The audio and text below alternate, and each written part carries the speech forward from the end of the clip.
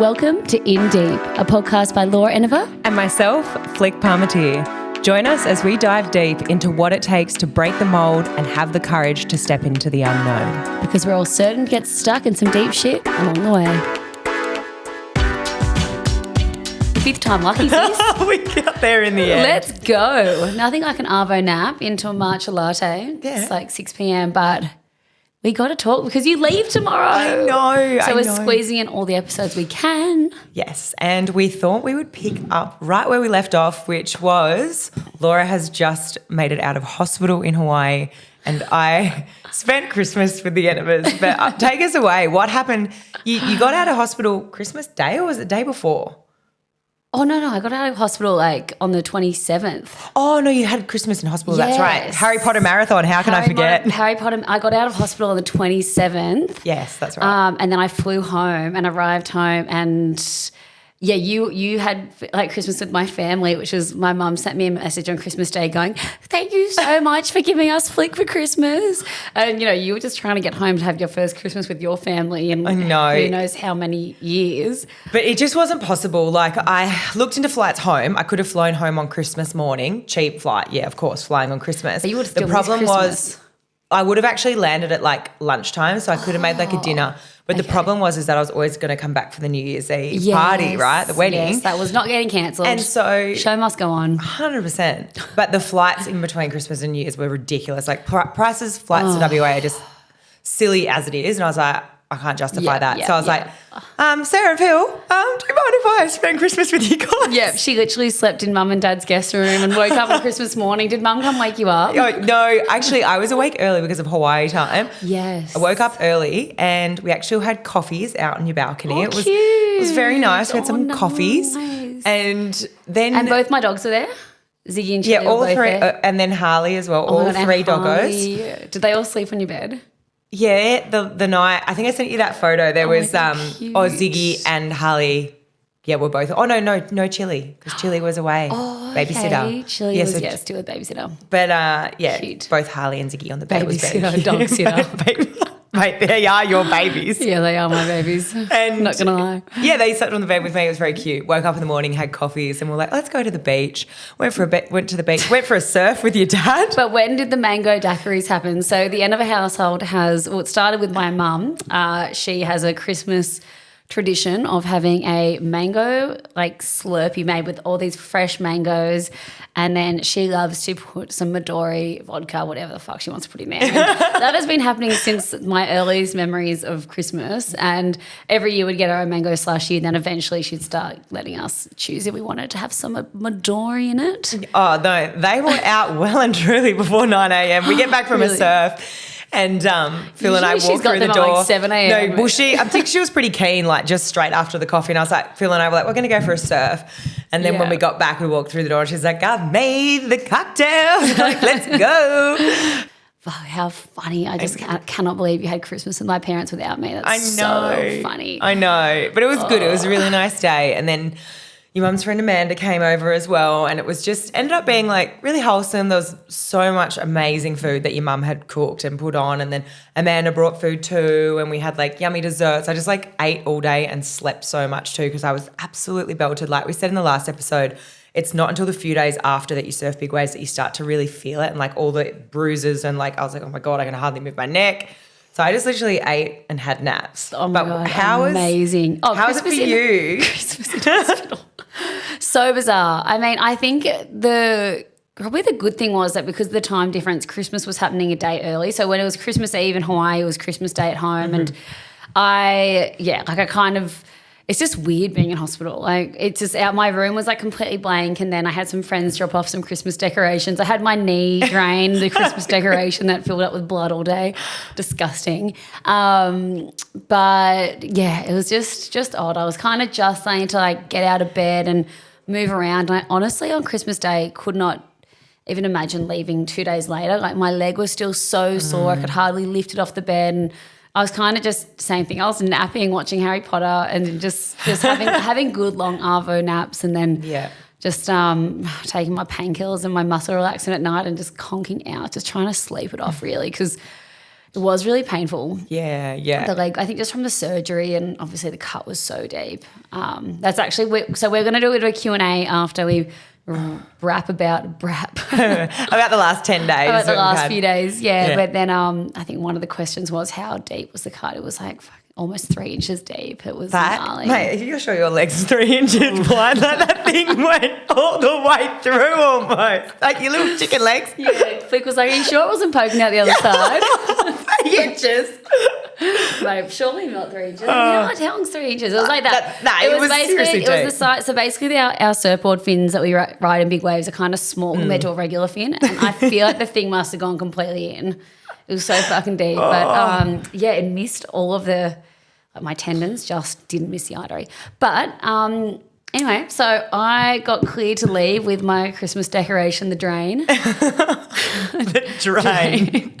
And so we got to fly home. I got upgraded on business. I think I talked about that in the last episode. But the Qantas staff was so cute. They were just so attentive on the flight, like wouldn't let me, literally helped me get to the toilet whenever I had to get up, and just was such a game changer being able to put my legs up in business. And I just jumped on a Game of Thrones marathon. I was trying to do everything I could to just drink as much water as possible and put as much nice food into my body to just try help it heal and promote. And you wanted to probably flush out all those antibiotics as well, just lots of water. No, I just And you wanted to make sure that, hey, I need to do everything I can to make sure I can enjoy New Year's Eve. When you're exactly. My goal was, because even the day after I got home, my leg just swelled up like crazy. And actually the morning after I flew, I woke up and that was probably the sorest it had been. And I actually started freaking out that I had a blood clot or something. And so I got Jake to take me to the hospital, and they were like, well, they kind of just looked at me, and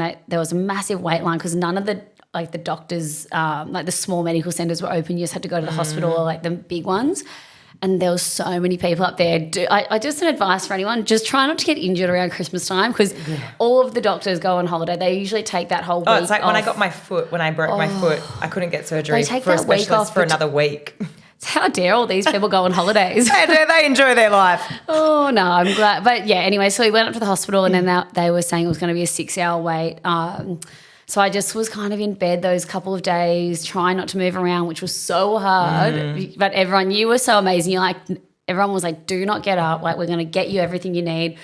I felt like a bit of a princess. Everyone was basically waiting on me. Yeah, but you had to. You couldn't really do much when you got back. You look at videos of you and I was there, but you were walking around on the New Year's Eve night, but up until that point, you were pretty immobile still. Absolutely. Your mum had this old wheelchair that we ended up putting you in and wheeling you around on. You had crutches. You weren't that mobile at all. I think I said it in the last episode, but my leg was basically stuck in this one position, and I even trip out that I squeezed my swollen foot into those heels on the night, but because my heel was stuck, I could actually, I don't know, my leg was kind of stuck in that position. The heel actually feels okay. I was kind of just walking, it was just kind of weird, but had this old wheelchair that my grandparents used to use. Mum pulled it out and was dusted it off. I was like, get in. Yeah. You pushed me around a bit in that on New Year's Day too. Yeah, we got some funny videos of that. Absolutely iconic. But I think what I was going to say was I went to hospital the day after I got home with the really, really swollen leg, super painful. And that morning I woke up and I was bawling my eyes out to Jake, and I was like, I don't know if I can actually do this. I couldn't even imagine 2 days later doing what we were doing. Yeah. And so we went up there, and then they took the drain out that day, and which was also kind of a weird, painful feeling taking that out. But it actually started feeling a lot better after that quite quickly. Yeah. And redressed it, and then I didn't have to have this chunky bandage on. We could just put some sort of smaller bandages over it. And it's just every day is starting to feel better now, but those first few days after I flew, it was so swollen. Mum was still just like, no, we're carrying you down the beach on the ceremony morning. The beach ceremony got carried down by all my mates, because Jake's got a bit of a bad back, so he can't really carry me. Injury-prone couple. You made it happen. Everything came together, and I think because you were so worried about, in the end you were just just fuck the details. It's all about just bringing the small family, group of family and friends together, and having this beautiful ceremony. It all turned out amazing. The beach was beautiful. The weather was amazing. It's actually so, I even said to Jake, the reason we wanted to have these sort of events was so I didn't want to plan a big wedding. I didn't want to plan and have to worry about the details and, all these little things. So it just was so much easier for us to just I think we literally messaged everyone like the day before all the details of what we're doing that morning. Like, be here at 7, ceremony's going to be at 8, and then we're going to go to breakfast at this cafe. That's it. Boom. But you still took it very easy that day. Like, oh, yeah. Then we literally did the ceremony and I was back in bed, fast asleep by like 9 a.m. So we got up for those 2 hours, slept that whole day, and then, the next day, that's when we sort of moved into the house and I even feel like in the lead up to that whole day, I was just kind of like still a bit zonked, and I'd still been taking my painkillers, and the next day, and they just make you feel weird and like no emotions, and I just was like, I knew that this amazing night was about to happen, but I just wasn't that excited for it. Yeah. And I knew everyone had flown down, like all the girls flew down from the Gold Coast. There was people flying from everywhere, like Coco was coming from Hawaii, and I was just like, I just felt really bad that I just didn't feel myself. But I got ready and then like But you didn't take painkillers that night, did you? So I decided not to take painkillers that day because I was just like, I'd rather it be sore and me to feel emotion and obviously not, when you take painkillers and if you have a couple of drinks, you're not meant to do that. That's gross. That's not nice. But then I also didn't want to, I didn't want to be like, have it be numb and do any damage to it. I'd rather just drink less and like drink hardly. I didn't really even drink that much on the boat. Yeah. But I just was like, I just want to feel everything and I just want to enjoy the night and take it all in. And it kind of wasn't until we got down to Manly and met the first group of girls after we gotten ready, and I went up to their hotel room and I was still just feeling a bit flat, but like, just putting on like a face being like, so excited to see everyone. And then my foot was so swollen, like it could hardly even fit in my shoe. Like everyone was trying to like shove it in, like shove this, like it was like Cinderella, does the shoe fit? It was like, fuck, not today, not these like beautiful shoes that I bought for this amazing event. No, you wedged them in there. Splurged on shoes for that. Yeah, everyone was like, you have to wear them. Like, for sure. And even if you're sitting down all night and we'll carry you around. But so the girls put my foot in the champagne ice bucket that they had in their room. Good.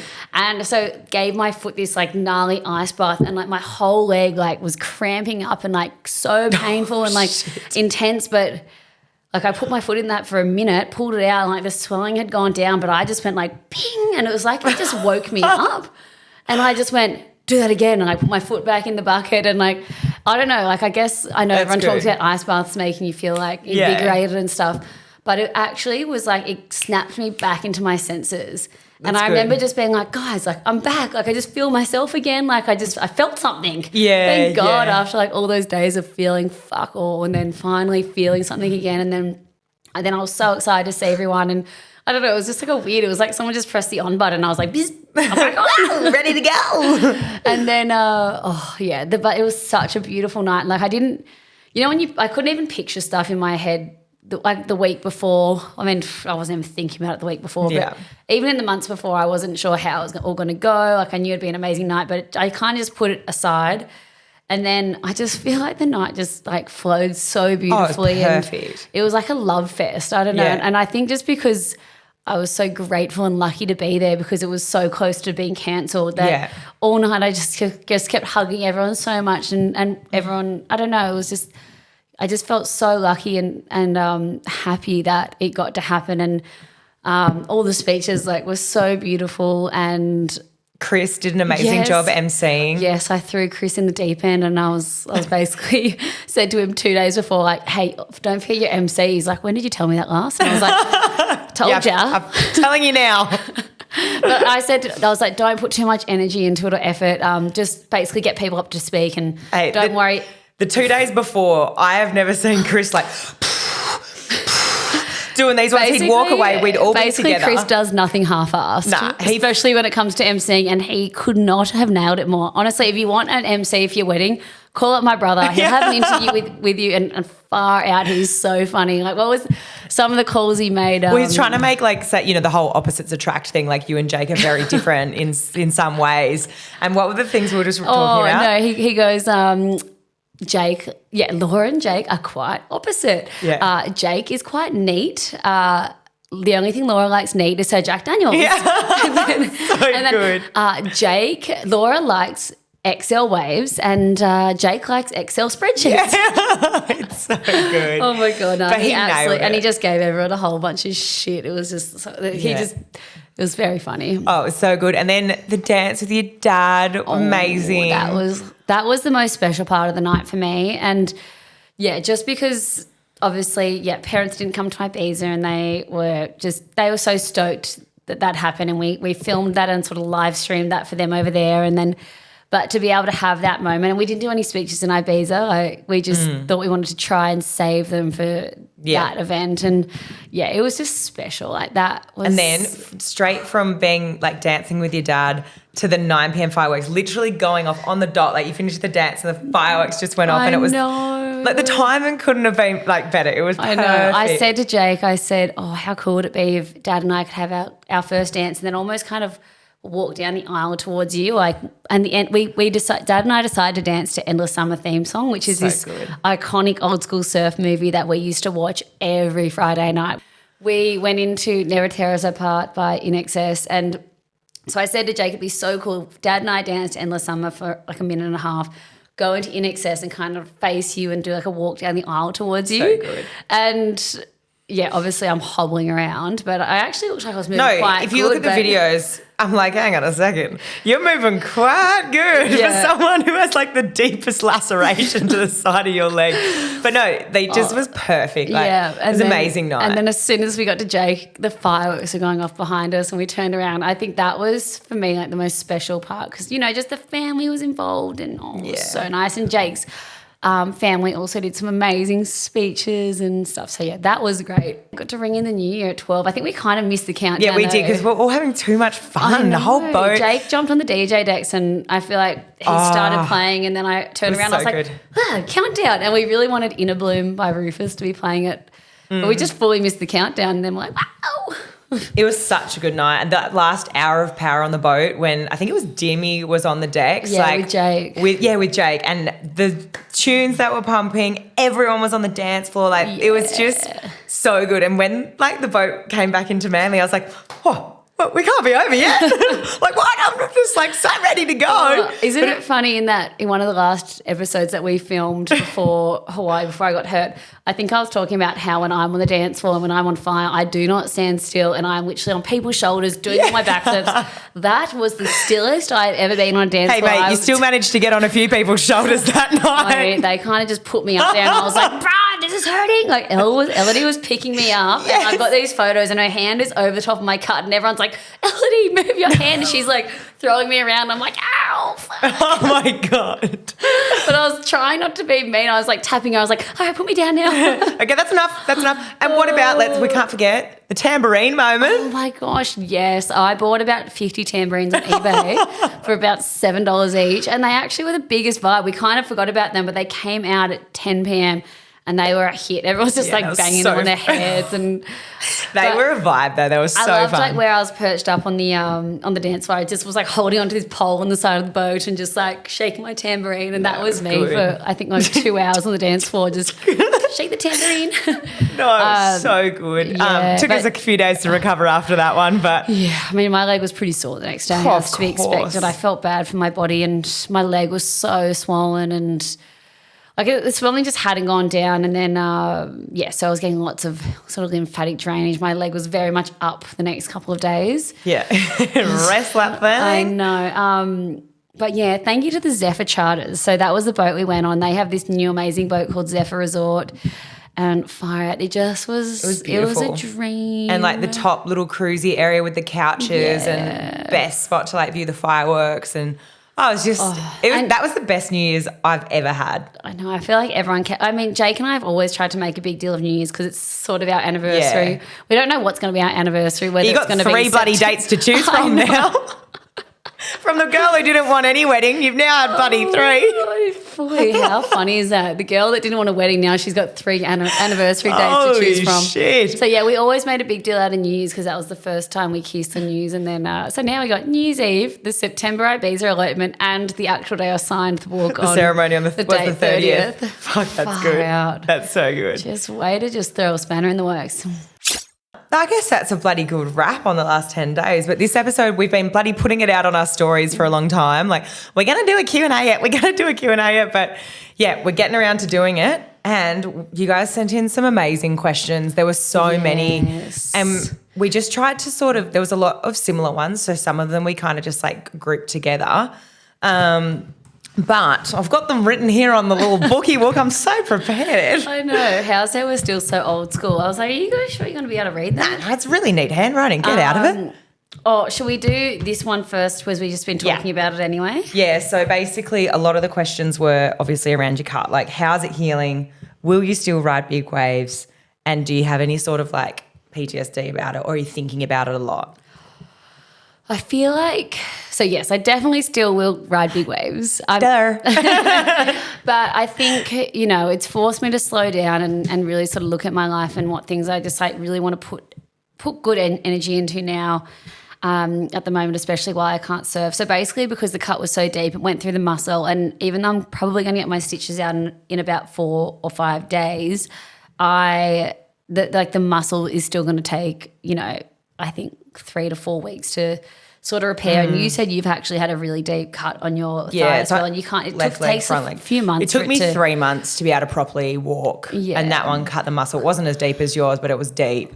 So I'm just waiting, for all the physios and stuff to sort of kick back up next week, and I'll get into physio and just trying to get movement, more movement into back that leg, because it's like I said to Jake the other day, I was like, what if it gets stuck in this position it won't, forever? I thought, because I couldn't bend my leg properly either. Mine's on the front of my quad.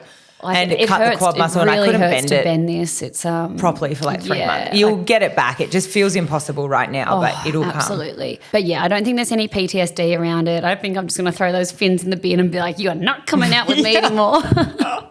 Those fins are clipped. But yeah, I think if anything, I'd probably just like try to wear a longer wetsuit after having that happen. Always have like maybe long wetsuits on my legs because it literally just cut me right underneath where my wetsuit was. Yeah. And I'm sure it probably would have still went through the wetsuit. Would have cut, but the wetsuit would have given it a little bit more padding. Yeah, because it would have had padding. So I think I'll always wear a wetsuit on my legs when I'm surfing big waves now. But yeah, just once I get healthy and my leg gets better, I really just this year want to try get that. This is my year of wanting to get fit, and even though I am fit, I really want to put more time and energy into just really looking after myself. I think I just said yes to far too many things last year that I almost got semi-burnt out at the end of the year. And you had a lot. You had a lot of other projects. You still do I just have a lot of projects yes going. To far too many bits and pieces of travel. So this is a forced way to slow down, which I think at the end of the day, you can look back and think, wow, like it actually has forced me to slow down, and it's just going to make me reassess and just get my priorities in line. Yeah. And just get really clear about my goals and what I want moving forward and for this year and stuff. Let's go something fun and like quick sort of. Star signs. Oh, I'm a Scorpio. You're a Leo, aren't you? Yes. She's a lion. Yes.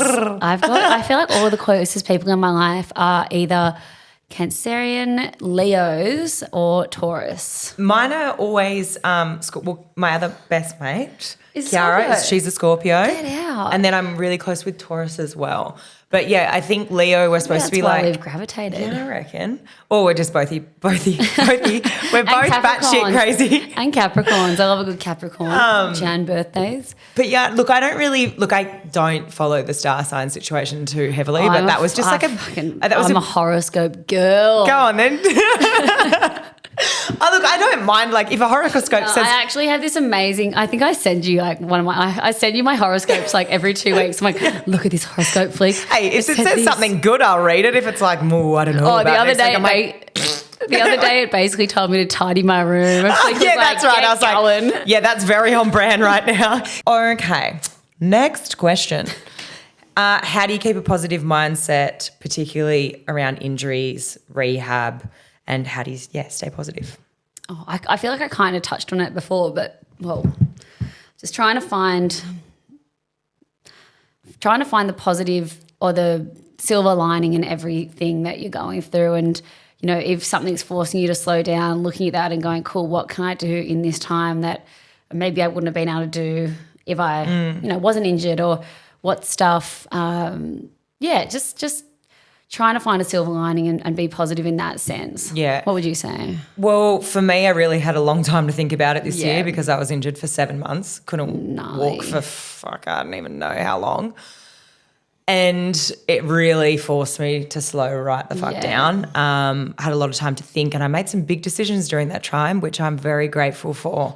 And it's not only until I couldn't see it at the time how important those decisions were for me, but someone actually, we were at dinner the other night and they said, well, thank God you broke your foot, right? Totally. And look. Oh my gosh. And I actually got shivers thinking about it because I was like, wow, because that actually forced a big situation in my life to be like, no, you're right. Like, although there's a lot of sliding doors moments and sometimes you just need a bit of time and a bit of perspective to really put things into perspective. And for me, I look back on that moment now and I'm like, wow, like I can be not grateful I broke my foot, but it is the silver lining. And during that time, I actually forced myself into, you were like time for other things that you usually wouldn't have. And I threw myself into a lot of different work that I wouldn't usually do and sort of pivoted in that direction. And that was really good. Like I learned a lot more about like commentary and broadcast and network and presenting and hosting. Like that was good. And but I made big life decisions during that time and I'm very, very grateful for them now. And then on a more like physical side,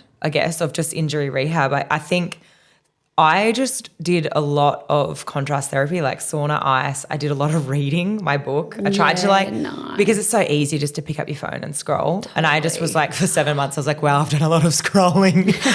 But halfway through that time, I was like, you need to like start to read some books, sis. Did you grow a cyst on your finger or something from being on your phone? My pinky's got like a friggin' callus on it. I must say though, you made some fucking interesting TikToks in that time. Hey, well, there's some bloody interesting things happening. Your TikTok career fucking really shot in. It really did. You've let it slip since then. Now that you're back to the reality of life. I know. Now that I'm actually living life, I'm like, don't have too much time for being on my phone. But yeah, read some books, did some contrast therapy. Less time on the phone is great. Yeah. My New Year's resolution is actually to not, when I wake up, and the first thing I do is not going to be pick up my phone. The first thing I do is walk to the water, walk to the water filter and drink 3 glasses of water. Laura's done some really funky hand signals today. Guys, okay, the fucking wires are still a bit mushed from all of the from all of the things. Okay, so I'm going to walk to the water jug, get 3 glasses of water, and I'm going to make my breakfast, and I'm going to sit down without a phone and listen to myself chew. And the only reason I'm allowed to have my phone is to put on some sort of like binaural beats morning music. Yeah, some nice. But yeah, I'm just like I'm not allowed to wake up and pick up my phone and look at Instagram first or whatever the fuck. Like I'm over it. Like I don't want to start my day looking at like someone else's day. How do you manage your relationships? I don't know why I felt the need to go really close to the microphone. I'm like up in front of the school. How do you manage your relationships and being away all year? I guess I think you should go first. I'll go first here because this is what we've all been waiting for, Flick. Sorry. But, okay, so Jake and I have been together 10 years. Another question here was how did we meet? Jake and I actually went to primary school together, and so we've known each other since we were 6 years old. Wasn't until we were about 25 or 24 that we were at a barbecue with all of our best friends, and all of a sudden he just went from friend to interest like that. And even in one of the speeches on the night, one of the boys was one of Jake's friends. And we all have the same friend group of the boys, and they were kind of recapping the night that we were playing this drinking game, and just the sparks started to fly, and everyone in the group was going, surely this isn't happening, because I used to be just like one of the boys, and then obviously still am in the boys group, but they were like, no, this can't be happening. Like, you guys can't just be a little fling. Yeah, because then it's going to be a distraction if you guys don't fuck it up, guys. Don't fuck up the group, And then all of a sudden, it just a few days later at his New Year's Eve party, we kissed for the first time, and then we've been together ever since for 10 years. So, but yeah, during those 10 years, we have lived very sort of separate lives, both like chasing our goals. And he, even in the early days, it was so hard leaving. When you're in the honeymoon phase and I didn't want to go out. I didn't even want to go traveling. I just wanted to be with him, and he was in a band and he was doing his own work and tour, and had his own goals. So we were both very much career driven, and I always thank him for pushing me out the door no matter how hard it was. He's always supported you. Yeah, saying even though he couldn't be there physically with me on the road, just saying, you got this, like you got to go for it now. Like, I'm so proud of you. And just, it's almost like even though we missed each other so much on the road, it was almost as if he didn't want to tell me all the time how much he missed me, because he didn't want me to be like, I don't know. I'm going to come home then. Yeah. He just always just pushed me and just going, you're doing the best thing. You're doing amazing. But yeah, even though it is so hard not being together, just, having that support from him was amazing. Yeah, Flick, I guess one of the most asked questions in our Q&A, I think it was basically every second question, was about your relationship status. You got married last year. Yeah, not that long. No, was it last year or the year before? It was the year before. Yeah, and 2023 March. I guess, I'm sure this is really tough. You didn't know if you want to talk about this, but I think we can always cut this out of the app if you're not comfortable with it. But look, I'm separated, guys. That's the gist of it. And I will still laugh. Fuck. Mate, well, I've had a lot of time. Well, you've known for a while. I'm separated. Fuck. I've been through the ringer, and Laura's been there. Like, I've broken my foot. I might have ovarian cancer. There's something wrong. I think I need therapy. Okay, sorry guys. But yes, I am separated, and I've known this for a very long time, like all my close friends have, and obviously Laura, you have, but I just haven't felt ready to say that. And it's fucking hard to come to terms with it still, I'm sure, and to even say those divorce, words. What? But I will eventually talk about it, and I'll talk about it only from my perspective and like how I feel about the whole situation. Yeah. But this year, it's been the real cherry on top. It's been an absolute shit show for me personally. Well, last year. Last year. Last year. Last year was a shit show. This is a new year. Yeah. But there'll be an app in the near future. It's loading. I love you and I'm proud of you, and we all love you listening. Oh, thanks, Iso. And yeah, when you're ready, we can talk about it, and we don't have to if you don't want to. Okay, so what else we go? Oh, Flick's thoughts on Survivor, and would she play again? Third time lucky. Hey, is she going to win the $500,000? Yes. Survivor was amazing. I think we definitely could do like a fun recap episode on that. And my God, we should do a whole Survivor episode. That'd get our listeners we get you guys to ask some questions. Yes. But I got some hilarious stories, which some people may have seen already on the TikTok. Her just shoving stuff up her hoo-ha. Like an eyebrow twirler. What the hell? That when you told me that, I was like, of all the things you felt that you must have in there. You're going to have some brushed up brows for folks. But no, there's plenty of good Survivor stories. It was I played twice. I played once in the Australian Outback, Brains versus Brawn, season 6. And then I played a second time in Samoa, season 8. And that was Heroes v Villains. And they were some of the best experience of my life. Just so cool. Out of the comfort zone. And I would play again. But yeah, lifelong friendships. Slept in the dirt for 47 days, didn't brush my teeth for 47 days, and was completely paranoid and probably a little bit psychopathic. But hey, would I do it again? Hell yeah. It sounds so gnarly. I don't think I could do it. Yeah, you could easily. 100%. I think I'm too much of a softie. No. Too much of an empath. I'd be like, no, don't pick on her. Yeah, you might get a bit rattled actually by that stuff. Okay, so what do we have here? Daily non-negotiables for physical health, mindset, and mental health. Yours is going for like an 8-hour walk, waking up at 2 a.m. Look, guys, I like to get up in the 4 or the 5s. I like to seize the day. I like morning movement. So actually first before that, morning coffee. Absolutely fucking essential. Have that. Love my morning brew. Then I get up and I have to have a morning movement, either that be a walk. I jump in the car to check the surf maybe. If there's surf, I'll surf. If there's no surf, I go to the gym or I do some sort of like cardio, running, swimming.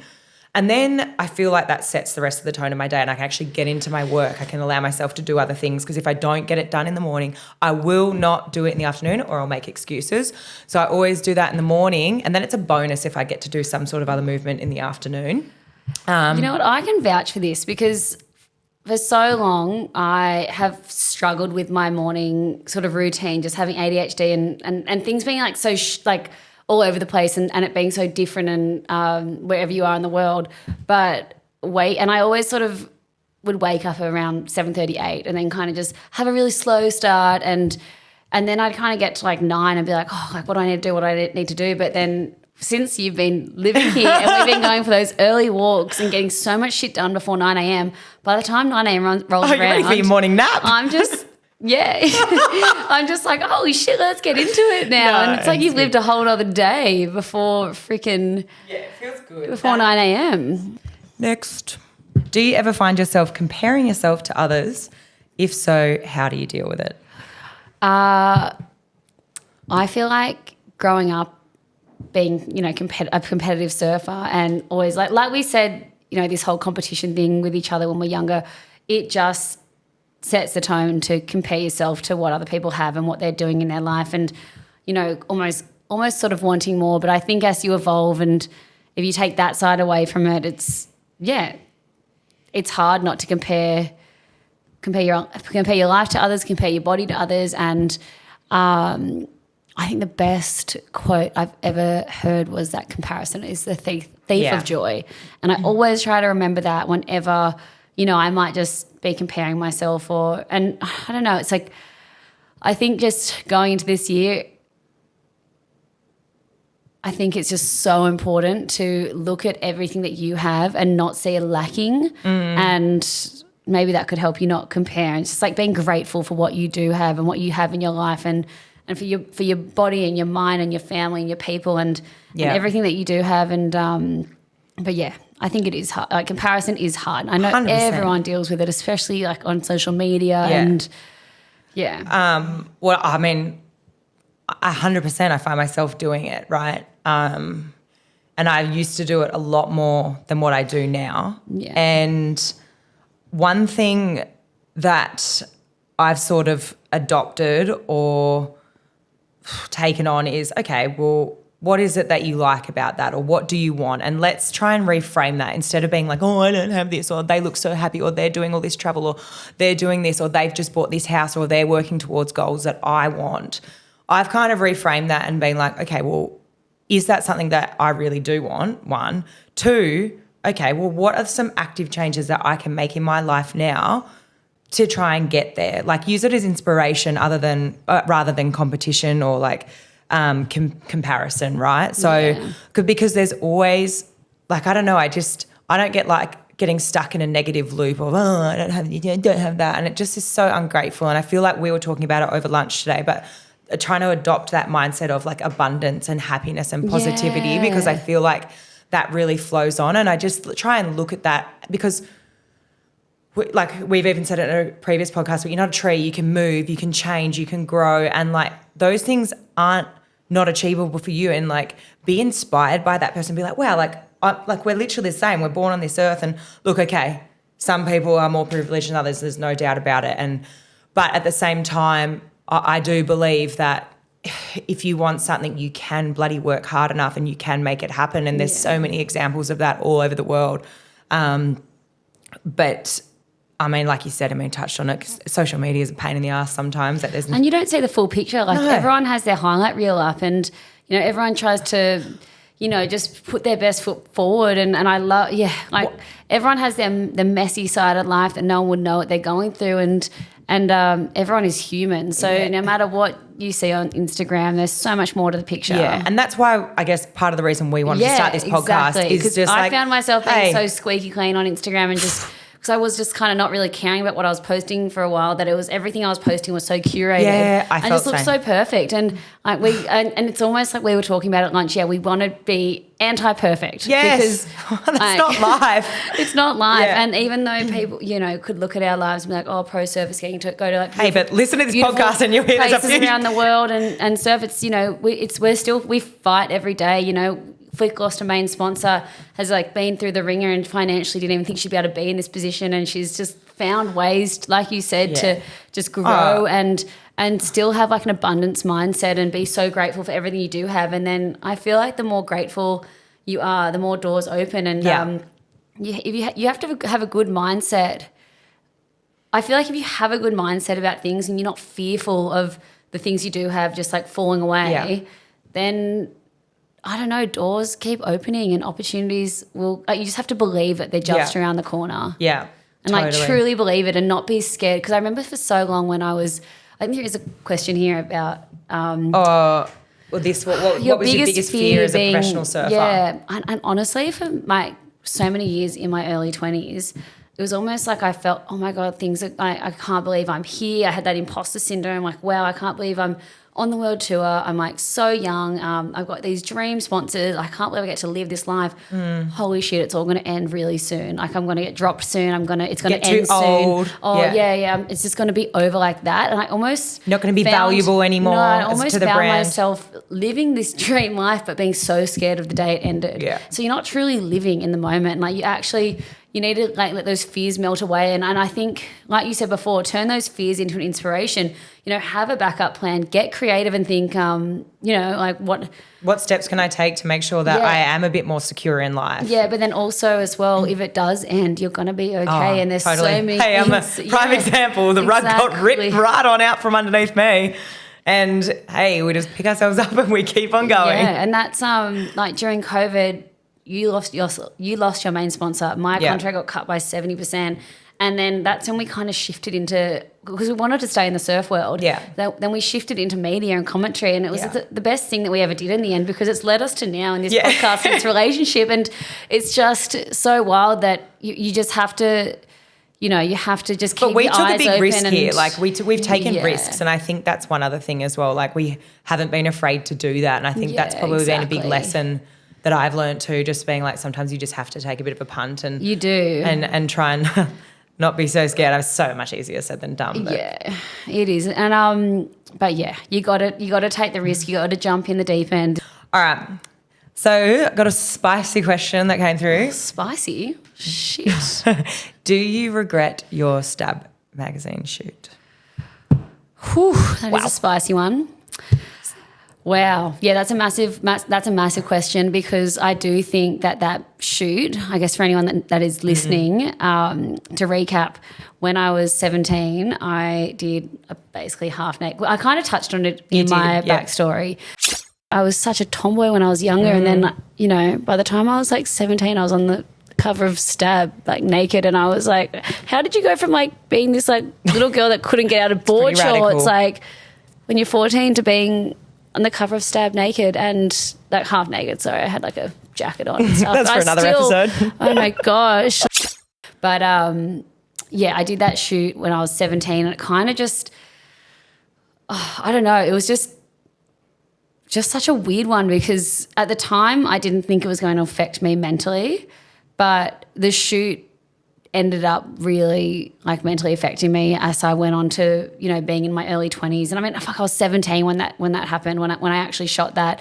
And I remember the magazine coming out, and I was like, whoa, I can't believe that's me. I had this dark eyeliner on, and I had, it was pretty full on. And what I got told the shoot was going to be was so different, and so many of the surf girls were doing them at the time. Yeah. It was in this. It was a sign of the time of our industry and where the surf industry was. And I feel like we should actually do a whole episode.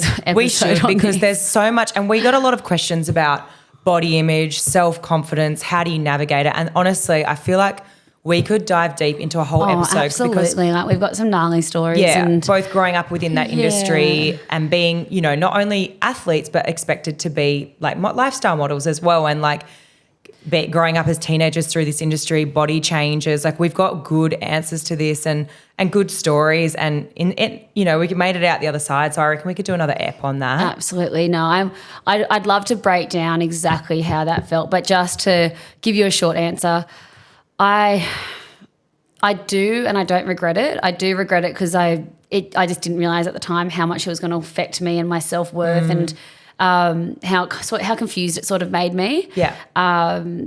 I don't regret it because it made me grow from those feelings that I did. And I guess at the time, you know, my advisors, even like my family thought it was a great thing for me to do, and it was a sign of the time, like you said, everyone's doing it. All the surfer girls were in Stab Mag, and but far out now. I look back and I just look at that little girl, and I'm just like, I just want to give her a hug and just be like, far out. And I think I think we should break it down another episode. That's for sure. Let's go deep on that one. We'll go deep on that one.